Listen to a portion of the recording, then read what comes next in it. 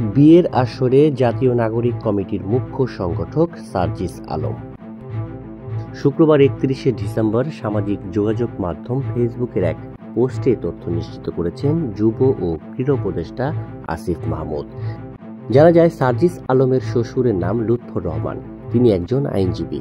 তার বাড়ি বরগুনার সদর উপজেলা ২ নম্বর গৌরীচন্দ্র ইউনিয়ন লাকুরতলা গ্রামে।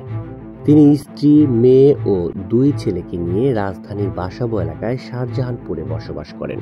সার্জিস আলমের শ্বশুরের পরিবার সূত্র জানায়, গাজীপুরের চন্দ্রিমা রিসোর্টে শুক্রবার আসরের নামাজের পর পারিবারিকভাবে তাদের বিবাহ কার্যক্রম সম্পন্ন হয়। এক বোন ও ২ ভাইয়ের মধ্যে সার্জিস আলমের স্ত্রী সবার বড়। তিনি কোরআনের হাফেজা, তবে পরিবারের পক্ষ থেকে তার নাম জানানো হয়নি। সার্জিস আলমের বিবাহ অনুষ্ঠানে উপস্থিত ছিলেন তথ্য উপদেষ্টা নাহিদ ইসলাম, ক্রীড়া উপদেষ্টা আসিফ মাহমুদ, উপদেষ্টা মাহফুজ আলম, বৈষম্য বিরোধী ছাত্র আন্দোলনের আহ্বায়ক হাসনাত আবদুল্লাহ প্রমুখ।